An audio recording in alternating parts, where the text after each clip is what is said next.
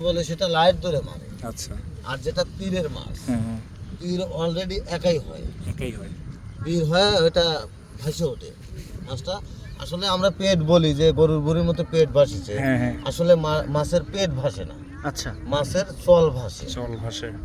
কিন্তু যদি একটা চল গরুর ভুঁড়ির মতো দেখা যায়, হুম, হুম। তাহলে ওই মাছটা কত বড় আকারের হতে আচ্ছা, পারে, আচ্ছা। ভয়ঙ্কর আকারের মাছটা। আর পানির মধ্যে তো এমনি চকচক করে। হ্যাঁ হ্যাঁ হ্যাঁ। আসলে তারপরে আবার রাতের বেলা দেখতে অদ্ভুত লাগে। আমি মারছি এক গায়ে 5 খান পর্যন্ত মাছ। মাশাআল্লাহ, মাশাআল্লাহ, ভাইয়ের নসিব অনেক ভালো আসলে, কারণ তিনি এটা 25 বছর ধরে ইনশাআল্লাহ মাছ ধরেন। হ্যাঁ 25 বছর, বেশি ছাড়া কম হবে না। এই ভিডিও ছাড়ার পর অনেকে বলতেছে যে এই মাছ ধরা নিষেধ করতে হবে এবং এই মাছ মারা অনতিবিলম্বে বন্ধ করে দিতে হবে, কেননা তারা এই মাছের বংশ বৃদ্ধি করবে, তখনই এই মাছগুলোকে নিধন করা হচ্ছে। তাহলে এটা তো- আপনাদের বিবেকে কি বাধা পড়ে না যে এই মাছগুলো মারা ঠিক হচ্ছে না বা এরকম কি? আসলে এটা মারা আসলে ঠিক হয় না, তারপরে তো আমরা মানি না। মানি না, বুঝি যে এটা মারলে ক্ষতি হবে, কিন্তু আসলে আমরা ছেড়ে দেবো ঠিক আছে।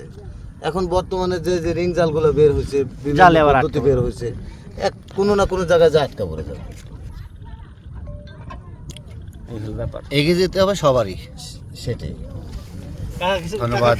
আসলে কি অবস্থা আজকে বাঁধটা ভাঙবে আপনার? এইটা আমরা বলতে পারবো না, তবে অনেকে হয়তো মুখে বলতেছে যে সাইডে যে আপনার যে ছোট যে আপনার ছোট কালভার্টের মতো আছে। বাইরে আছে, এই জন্য আমরা সম্ভাবনা জানি যে ওটা বাইরে দিতে।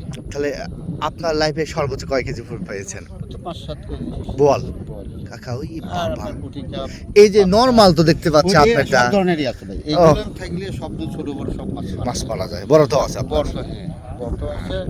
তো আপনার এইগুলো 10-15 কেজি মাছ মারলে ঠেকবে।